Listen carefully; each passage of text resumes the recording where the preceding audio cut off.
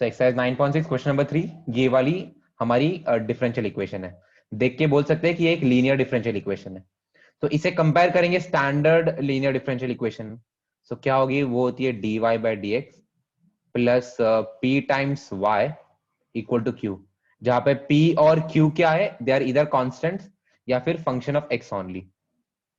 सो अगर यहां से मैं जब कंपेयर करूंगा तो p का वैल्यू क्या आ जाएगा, या फिर p क्या आ जाएगा, p आ जाएगा 1/x, बिकॉज 1/x y से मल्टीप्लाइड है। सो y का कोएफिशिएंट 1/x आ जाएगा। उसके बाद q क्या आ जाएगा, q आ जाएगा यहाँ पे एक्स स्क्वायर।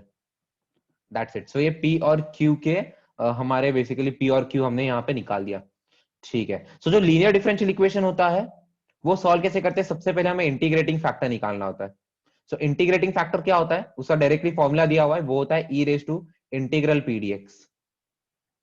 तो यहाँ पे हम लोग वही कर लेंगे, e raise to integral p के बदले सब्स्टिट्यूट कर देंगे 1/x। सो ये हो जाएगा dx/x। अभी 1/x का इंटीग्रल क्या होता है, log x होता है, log to the base e। So ये हो जाएगा e raise to log of x। ठीक है। अच्छा, इस वाले इंटीग्रल में कांस्टेंट नहीं डालना है। ठीक है। अभी यहाँ पे a raise to log b to the base a अगर होगा, सो ऐसे कंसिडर करो कि ये कैंसिल हो रहा है और ये चीज बेसिकली b बन जाती है। सो ये वाला जो log है उसका बेस भी e है ना, सो कैंसिल हो जाएगा, इसका वैल्यू x ही आ जाएगा। सो हमारा जो इंटीग्रेटिंग फैक्टर है बहुत इजी है, x निकल के आ रहा है सिर्फ। ठीक है। अभी ये वाली जो डिफरेंशियल इक्वेशन है उसका सोल्यूशन क्या होता है, उसका सोल्यूशन होता है y into integrating factor is equal to integral of integrating factor into q, integrating factor into q dx plus some constant. ठीक है, वो कांस्टेंट एनीवेज इंटीग्रल सॉल्व करने के बाद भी, इवेलुएट करने के बाद भी कर सकते हैं, बट एनीवेज चलो लिख दो। ठीक है। तो अभी यही सोल्यूशन हम यहाँ पे कंटिन्यू करेंगे। एग्जैक्टली करके आ रहे हैं हम इसमें अभी, y into integrating factor. So y into integrating factor क्या हमारा x equal to integral of integrating factor into q क्या है, q is x square into x square d x plus some constant. तो अभी ये तो बहुत ईजी हो जाएगा, ये तो एक्स वाई बन जाएगा। एक्स वाई इक्वल टू ये हो जाएगा integral x cube d x plus c. So x y equal to क्या आ जाएगा, एक्स क्यूब का इंटीग्रल हो जाएगा x raise to 4/4 plus some constant c. So ये सॉल्यूशन आ रहा है। अगर y as a function of x लिखना है तो वो भी कर सकते हैं। क्या लिख सकते हैं, y is equal to x से डिवाइड कर दो थ्रू आउट। सो ये बन जाएगा x cube by 4 plus c by x kind of some constant by x। So y as a function of x यहां से भी आ गया। तो सब लोग को ये क्लियर है, ये कैसे किया है हमने। Same similar question, question number 4। सबसे पहले इसे कंपेयर करेंगे जो स्टैंडर्ड लीनियर डिफरेंशियल इक्वेशन होती है हमारी। क्या होती है standard linear differential equation, dy by d x plus p times y equal to q. ठीक है। अभी इन दोनों को कंपेयर करेंगे, इससे हमें पता चल जाएगा p जो है वो p किसके इक्वल है, p sec x के इक्वल है, और q जो है वो किसके इक्वल है, q इक्वल है tan x के। तो यहाँ से p और q मिल जाएगा। अभी ये इक्वेशन को कैसे सॉल्व करते हैं, एक स्टैंडर्ड एल्गोरिदम है। सबसे पहले हमें इंटीग्रेटिंग फैक्टर निकालना पड़ेगा। इंटीग्रेटिंग फैक्टर होता क्या, वो होता है integral e raise to integral p d x. तो यहाँ पे हो जाएगा e raise to integral p के बदले हम देखेंगे यहाँ पे sec x है, तो यहाँ पे आ जाएगा sec x dx। ठीक है। अभी sec x का इंटीग्रल क्या होता है, sec x का इंटीग्रल क्या होता है, कौन बताएगा मुझे sec x का इंटीग्रल। तो क्या हो जाएगा यहाँ पे, ये हो जाएगा इंटीग्रल इंटीग्रल sec x क्या हो जाएगा, log of mod of sec x plus tan x। ठीक है। अभी सिंस ऑब्वियसली e और ये log तो कैंसिल आउट हो जाएंगे, तो यहाँ पे क्या आ जाएगा हमें, sec x plus tan x। अच्छा, मॉड क्यों हटा दिया हमने, बिकॉज यहाँ पे x जो है वो 0 और π/2 के बीच में, और जब x 0 और π/2 के बीच में तो दोनों sec x और tan x दोनों पॉजिटिव है। अगर दोनों पॉजिटिव है तो एनीवेज मॉड लगाने की जरूरत नहीं है। सो इंटीग्रेटिंग फैक्टर तो हमें मिल गया। सो इसका ये वाला इक्वेशन का स्टैंडर्ड सॉल्यूशन क्या होता है, स्टैंडर्ड सॉल्यूशन होता है y into integrating factor is equal to integral of integrating factor into q dx plus some constant. So वही स्टैंडर्ड एल्गोरिथम यहाँ पे अप्लाई करेंगे। y इंटू इंटीग्रेटिंग फैक्टर क्या है, इंटीग्रेटिंग फैक्टर निकल के आ रहा है sec x plus tan x, sec x plus tan x equal to integral of, integrating factor क्या आ जाएगा, इंटीग्रेटिंग फैक्टर सेम यहां पे, और क्यू क्या है, tan x। सो लिख देता हूं मैं tan x into sec x plus tan x, sec x plus tan x dx, ठीक है, प्लस सम कांस्टेंट। तो हमें बस ये इंटीग्रल इवैल्यूएट करना है। अब ये वाला इंटीग्रल हम कैसे इवैल्यूएट कर लेंगे, ये हो जाएगा integral sec x into tan x plus tan square x dx, ठीक है। अभी बस स्प्लिट कर देंगे इसे, integral sec x tan x into tan x dx plus integral of जो tan स्क्वायर x है उसे हम लिखेंगे sec square x minus one, sec square x minus one dx plus c, ठीक है। इन दोनों को मैंने अलग अलग इवैल्यू स्प्लिट कर दिया, tan स्क्वायर x को लिखा sec square x minus one, और sec x into tan x तो वही है, वो तो स्टैंडर्ड इंटीग्रल है। So integral of sec x tan x क्या होता है, sec x होता है। सो यहाँ पे आ जाएगा sec x plus integral of sec square x क्या होता है, वो तो हो जाता है tan x, और ये माइनस वन का इंटीग्रल क्या हो जाएगा, minus x plus some constant. So ये हमारा यहाँ पे डिफरेंशियल इक्वेशन निकल के आ रहा है, y times sec x plus tan x equal to this thing, ठीक है। अगर y as a function of x लिखना है सो वो भी कर सकते हैं, sec x plus tan x से डिवाइड कर दो, ये वाला टर्म कैंसिल आउट हो जाएगा, एनीवेज आंसर सेम ही आ जाएगा। सब लोग को ये क्लियर है एग्जैक्टली कैसे सॉल्व किया हमने ये वाला। सो इस क्वेश्चन को अगर हम देखेंगे, क्वेश्चन नंबर 7 को, सो एग्जैक्टली ये लीनियर डिफरेंशियल इक्वेशन के फॉर्म में नहीं है। हमारा स्टैंडर्ड फॉर्म क्या होता है, स्टैंडर्ड फॉर्म होता है dy by d x plus p times y equal to q, ठीक है। अभी यहाँ पे dy बाई डी का कोई कोएफिशिएंट नहीं होता, वन ही कोएफिशिएंट होता है। यहाँ पे dy बाई डी एक्स का ये x log x कोएफिशिएंट है, तो सबसे पहले डिवाइड कर देंगे। तो ये वाला इसे क्या बोलेंगे, यहाँ पे बोल देंगे dividing through out by x log x, ठीक है। तो ये x log x हट जाएगा फर्स्ट टर्म में से, dy बाई डी एक्स ही बचेगा सिर्फ, प्लस यहाँ पे आ जाएगा one by x log x into y equal to two log x by x into one by x log x, that's it.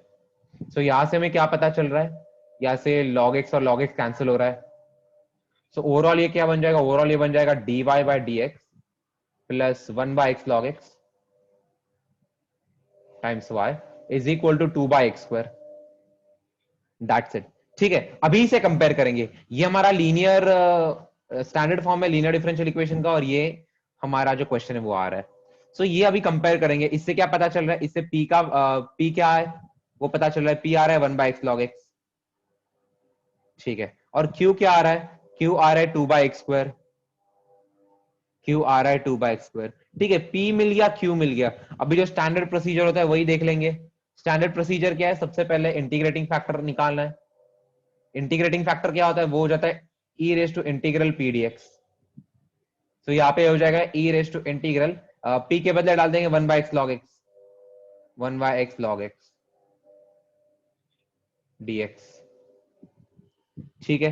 अभी ये वाला कैसे इवेल्युएट होगा, यहाँ पे साइड में ये वाला इंटीग्रल में इवेल्युएट कर लेता हूँ, integral dx upon x log x, इसे मैं लिख सकता हूं integral one by x by log x dx, ठीक है। ये हमारे सेकेंड गोल्डन रूल के कैटेगरी में आएगा। सेकेंड गोल्डन रूल क्या होता है, integral F dash of x upon F of x dx, ठीक है। नीचे एक फंक्शन दिया हुआ है, न्यूमरेटर में उसी का डिफरेंशिएशन दिया हुआ है, उसी का डेरिवेटिव दिया हुआ है। तो यहाँ पे भी एग्जैक्टली सेम चीज है, लॉग का डेरिवेटिव होता है वन बाय एक्स, तो यहाँ पे सेम चीज आ रहा है। सो इसका आंसर क्या होता है, इसका आंसर होता है log of mod of f of x plus c. So यहाँ पे चलो, यहाँ पे प्लस सी तो नहीं आएगा। सो ये वाला जो हमारा इंटीग्रल, इसका क्या, इसका आंसर क्या हो जाएगा, log of mod of denominator plus c. So यहाँ पे आ जाएगा log of mod of, denominator में क्या है, डिनोमिनेटर में तो लॉग ही है, सो अगेन यहाँ पे लॉग आ जाएगा, log of mod of log of x plus c लिखने की जरूरत नहीं है इस केस में। सो ये चीज क्या हो जाएगी, ये चीज हो जाएगा integral of log log x, log of log x. So e के साथ तो कैंसिल हो जाएगा, ओवरऑल आ जाएगा log x. So integrating factor आ जाएगा log x. That's it. So standard solution क्या होता है हमारा लीनियर डिफरेंशियल इक्वेशन का? स्टैंडर्ड सोल्यूशन होता है y times integrating factor is equal to integral of q times integrating factor into dx plus some constant. So y times integrating factor क्या है? log x equal to integral of q. क्या है? q तो 2/x² है. तो यहाँ पे आ जाएगा 2/x² into integrating factor is nothing but log x dx plus c. So overall question तो हो गया है, बस क्वेश्चन में एक चीज बाकी है, वो जो ये वाला जो इंटीग्रल है, ये वाला इंटीग्रल हमें इवैल्यूएट करना है. तो कौन बताएगा मुझे ये वाला इंटीग्रल अभी कैसे इवैल्यूएट होगा? सो यूवी रूल अप्लाई करेंगे यहाँ पे. इस वाला इंटीग्रल को मैं साइड में लिख लेता हूँ. ये वाला इंटीग्रल को I1 बोल दो, और I1 साइड में इवैल्यूएट कर लेते, बाद में डिफरेंशियल इक्वेशन में सब्स्टिट्यूट कर देंगे हमारे सोल्यूशन के लिए. तो I1 क्या है? I1 is nothing but integral of 2 log x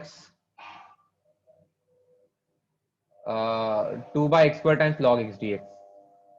ठीक है, अभी इसे 2 को तो बाहर ही निकाल लो. ये होगा integral 1/x² into log x dx. That's it it. ठीक है, अभी क्या करेंगे? यूवी से अप्लाई करेंगे, दो अलग अलग फंक्शंस लेने पड़ेंगे. सो ऑब्वियसली आइलेट के हिसाब से 1/x² एक अलजेब्रिक फंक्शन है और log x एक लॉगरिदमिक फंक्शन है. सो लॉगरिदमिक फंक्शंस को इंटीग्रेट करना ज्यादा हार्ड होता है, इसीलिए ये वाला फर्स्ट फंक्शन हो जाएगा और ये वाला सेकंड फंक्शन हो जाएगा. ये फर्स्ट वाला बेसिकली u होता है, ये सेकंड वाला बेसिकली v होता है.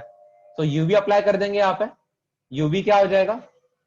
यूवी हो जाएगा u times integral v dx.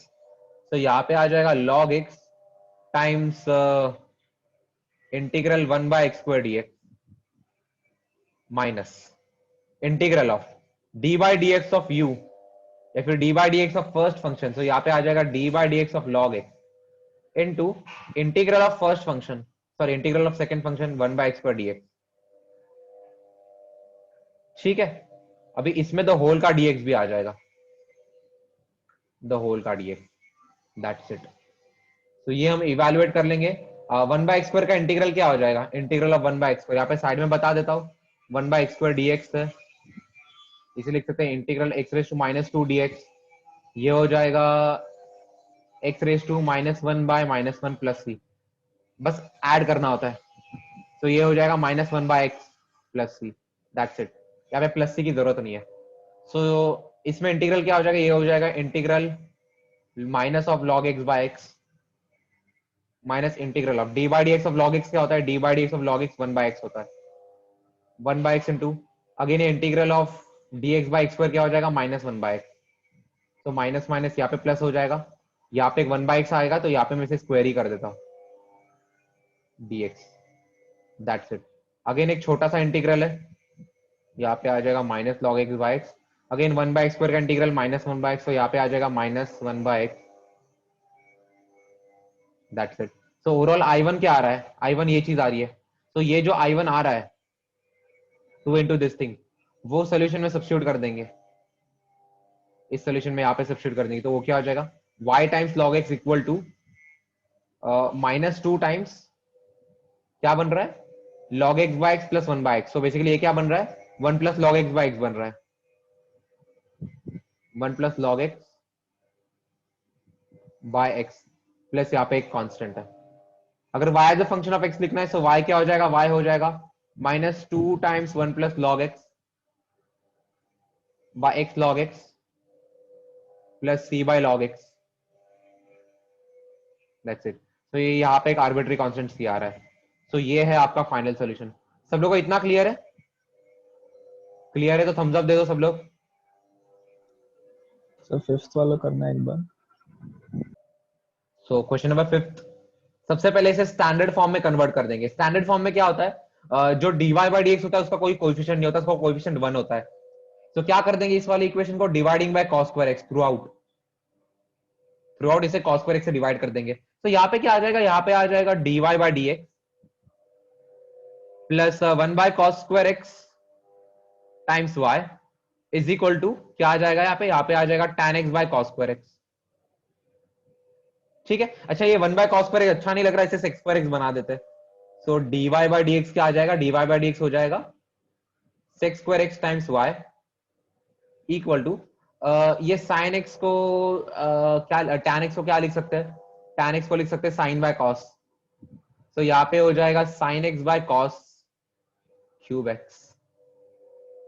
ठीक है. अच्छा इसे ये भी रख सकते हो, कुछ फर्क नहीं पड़ेगा. वो आगे इंटीग्रेशन में देखते हैं क्या आ जाएगा, कौन सा सिंप्लीफाई होगा.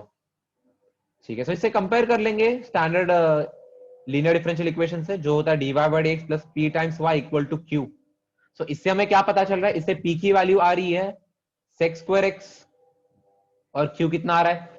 q आ रहा है tan x by cos square x या फिर sin x by cos cube x, one and the same thing.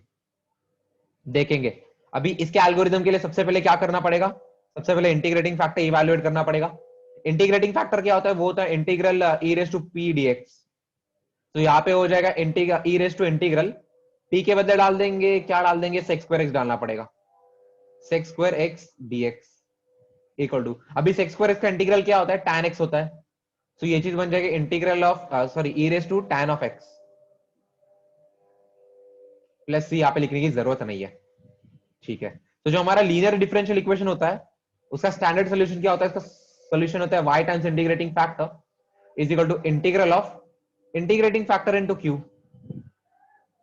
Times dx plus c. That's it. तो यहां पे हमें वही करना है. y टाइम्स इंटीग्रेटिंग फैक्टर क्या है? e raise to tan x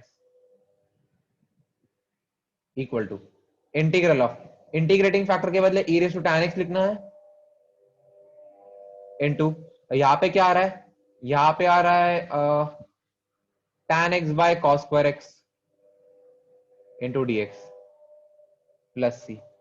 ठीक है. सो आंसर तो आ गया है, सोल्यूशन तो आ गया है, बस एक ही चीज बची है, वो है ये वाला इंटीग्रल इवैल्यूएट करना. अभी ये वाला इंटीग्रल इवैल्यूएट कैसे होगा? तो आई मीन यहाँ पे जो हम x को इंटीग्रल है to हमें ये इवैल्यूएट करना है. Yes. 2x into f of x into f dash of x. e raise to x into f of x plus f dash of x. अच्छा सच्ची में. सो इसे सब्स्टिट्यूशन से इवैल्यूएट करेंगे. सब्स्टिट्यूशन से कैसे इवैल्यूएट करेंगे? फॉर एग्जांपल इसे थोड़ा सा अच्छे से लिख लेते हैं. इसे I1 बोल दो, इस वाले को I1 बोल दो. पहले I1 अलग से इवैल्यूएट कर देंगे. This is your I1. I1 क्या है आपका? ये integral e raise to tan x into इसे हम लिखेंगे tan x into sec square x dx. ठीक है. अभी कैसे इवैल्यूएट होगा ये? बहुत इजी है. tan x को कोई वेरिएबल ले लो, डमी वेरिएबल. tan x को मैं हम t ले रहे हैं. सो dt क्या हो जाएगा? dt हो जाएगा sec square x dx. तो जो sec square x है, ये sec square x dx के बदले हम dt सब्स्टिट्यूट कर सकते हैं. सो ओवरऑल I1 क्या हो जाएगा? ओवरऑल I1 हो जाएगा integral e raise to tan x के बदले t डाल देंगे इंटू यहाँ पे भी एक t आ जाएगा, और जो sec square x dx है उसके बदले dt लेना पड़ेगा. That's it. अभी ये वाला जो इंटीग्रल है, integral e raise to t into t dt, इसे इवैल्यूएट करना पड़ेगा. ऑब्वियसली यूवी रूल लगेगा. So e raise to t तो एक्सपोनेंशियल फंक्शन है और t जो है वो अलजेब्रिक फंक्शन है. आइलेट के हिसाब से algebraic is harder to integrate. अभी इस केस में तो दोनों इजी इंटीग्रेट करना, बट फिर भी. तो इस वाले को फर्स्ट फंक्शन लेंगे. First function is nothing but u, और इस वाले को सेकंड फंक्शन लेंगे which is nothing but v. So uv का फॉर्मूला क्या होता है? uv का फॉर्मूला होता है first function first into integral of second function e raise to t dt minus integral of d by dx of first function. तो यहाँ पे d by dx of first function means यहाँ पे t आ जाएगा into integral of second function dt, और यहाँ पे the whole का dt. ये पूरे चीज का dt एक साथ लेना पड़ेगा. ठीक है. तो t into e raise to t का इंटीग्रल तो e रेज टू t ही होता है, minus integral of dt by, sorry यहाँ पे dt आएगा, गलती से dx लिख दिया था. तो dt by dt is nothing but 1. तो 1 into integral of e raise to t is nothing but e raise to t. तो यहाँ पे एक e रेज टू t ही बच रहा है, e raise to t dt. So overall integral क्या आ रहा है? इंटीग्रल आ रहा है t into e raise to t minus e raise to t. That's it. Integral आ गया. अभी इसमें रीसब्स्टिट्यूट भी करना पड़ेगा. t के बदले tan x डालना है. तो t के बदले tan x डाल देंगे. तो यहाँ पे आ जाएगा tan x into e raise to tan x minus e raise to tan x. अच्छा ये e raise to tan x को कॉमन भी ले सकते हैं. आई गेस कॉमन लेना ही बेटर रहेगा. सही है. सो ओवरऑल ये वाला जो हमारा आंसर था, इसके बदले बस सब्स्टिट्यूट कर देंगे integral y into e raise to tan x equal to, integral के बदले डाल देंगे e raise to tan x, common ले लेता हूं मैं, अंदर बच जाएगा tan x minus one, tan x minus one plus एक कांस्टेंट।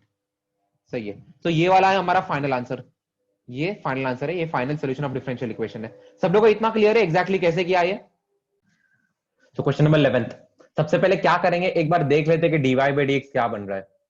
ठीक है, ये अलग अलग ऑर्डर स्प्लिट करके दिया हुआ है, हमें एक dy बाई dx का टर्म यहाँ पे लाना पड़ेगा पहले। सो क्या आ जाएगा dy बाई dx? यहाँ पे हम लिख सकते हैं y square minus x times dy equal to y dx। ठीक है, समझ जाओ, मैंने बस ये एक माइनस साइन को अवॉइड कर दिया है, मैंने इन दोनों को स्प्लिट कर दिया और dy को वो साइड डाल दिया, समझ लो ऐसा। तो y square minus x times dy equal to y dx ऐसा। सो dy बाई dx क्या निकल के आ जाएगा? dy बाई dx निकल के आ जाएगा y upon y square minus x. ठीक है, अब ये जो y स्क्वायर माइनस एक्स है ये डिनोमिनेटर में है, अगर सिंस ये डिनोमिनेटर में है तो ये स्प्लिट नहीं हो सकता और हमें इसे स्प्लिट करना है। सो क्या करेंगे, इसे dx बाई dy कर देंगे। सो dx बाई dy क्या हो जाएगा, वो हो जाएगा y square minus x by y. अभी देखो कितना अच्छे से स्प्लिट हो रहा है, इसे मैं लिख सकता हूँ y square by y minus x by y, that's it it. So overall क्या आ रहा है, dx बाय dy किसके इक्वल आ रहा है, dx बाय dy इक्वल आ रहा है y minus x by y के।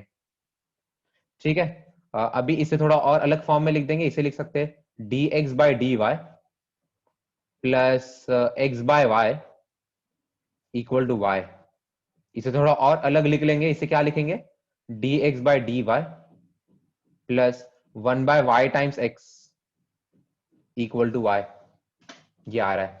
अभी यहां पे देखेंगे तो ये जो दूसरा स्टैंडर्ड फॉर्म है उस कैटेगरी में आ रहा है। दूसरा स्टैंडर्ड फॉर्म क्या था हमारा, वो था dx by dy plus p dash times x equal to q dash, जहां पे p डैश और x q डैश क्या है, दे आर इधर कॉन्स्टेंट्स और function of y only. So यहाँ पे ये चीज मैच कर रही है। सो यहाँ पे p डैश की वैल्यू कितनी आ रही है, p डैश की वैल्यू आ रही है 1 बाय y के बराबर, और q डैश क्या आ रहा है, q डैश का एक्सप्रेशन आ रहा है y के बराबर। That's it. अभी सबसे पहले हमें इंटीग्रेटिंग फैक्टर इवैल्यूएट करना है। सो इंटीग्रेटिंग फैक्टर क्या हो जाएगा, वो हो जाएगा e raise to integral p dy या फिर p डैश dy हो जाएगा इस केस में। ठीक है, वो गलती मत कर देना, हमें वो dx की आदत होती है।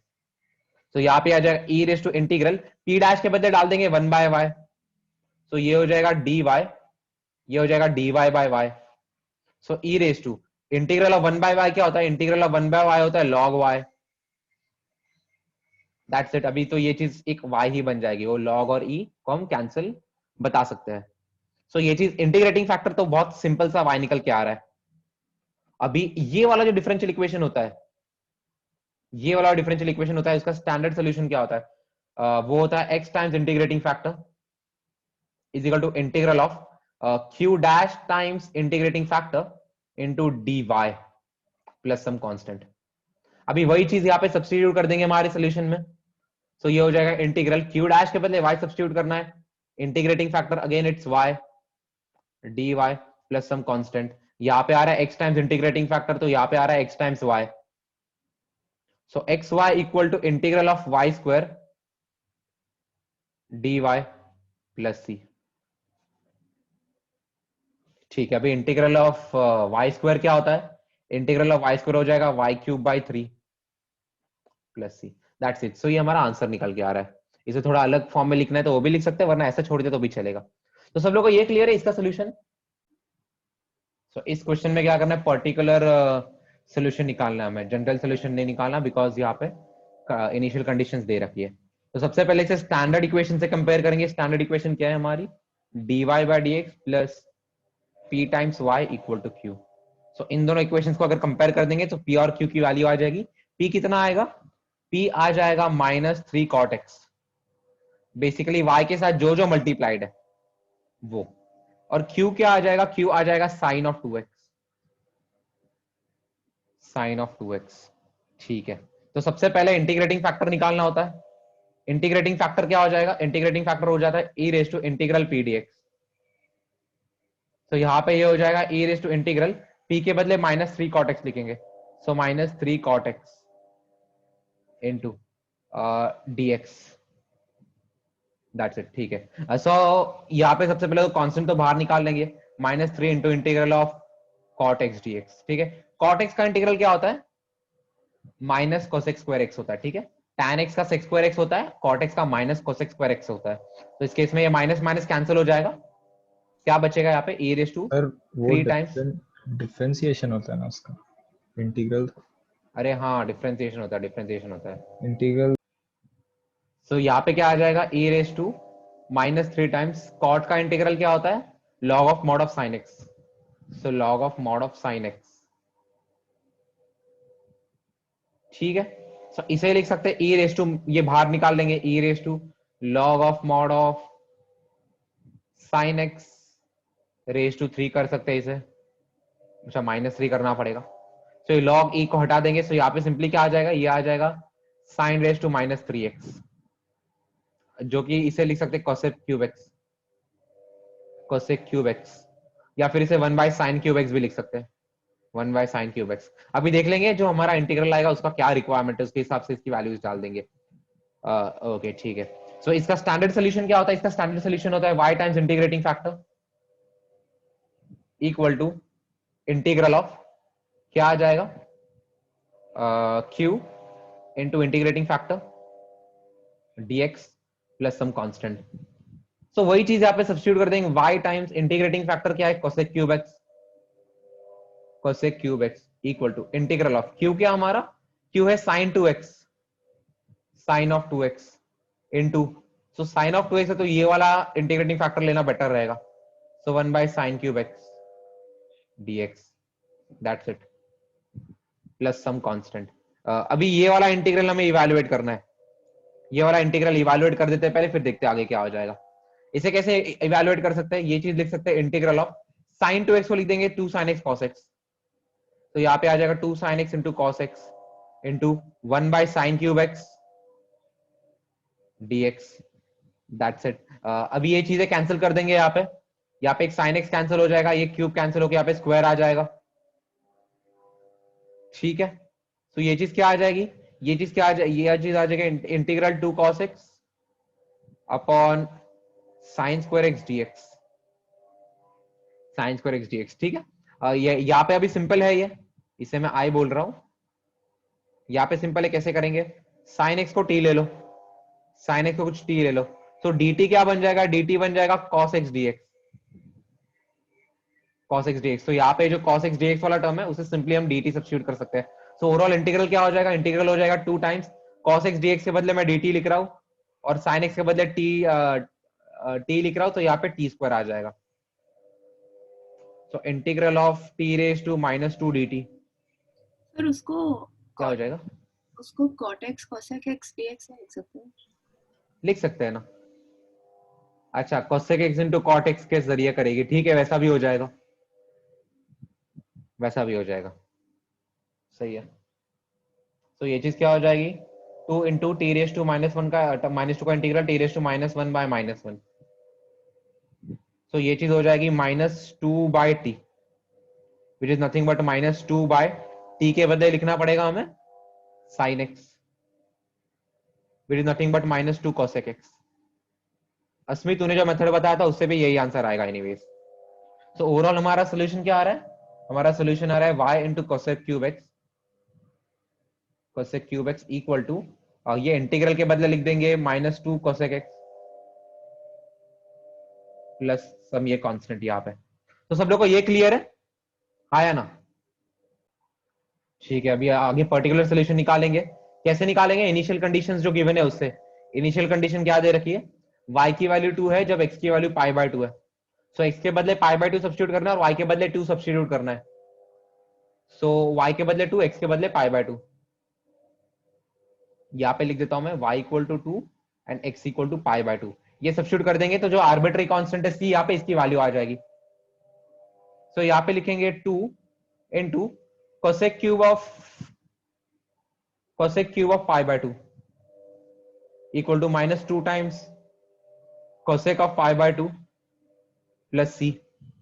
ठीक है। अभी एक cosec ऑफ पाई बाय 2 क्या होता है, ये तो 1 होता है, because sin pi by 2 sin 90 degree भी 1 होता है, तो ये चीज भी 1 हो जाएगी। सो 2 equal to -2 plus c. So यहाँ से सी की वैल्यू निकल के आ जाएगी, सी की वैल्यू कितनी निकल के आ जाएगी यहाँ से 4। सो ओवरऑल हम हमारी डिफरेंशियल इक्वेशन को क्या लिख सकते हैं, सी के बदले बस 4 सब्स्टिट्यूट करना है।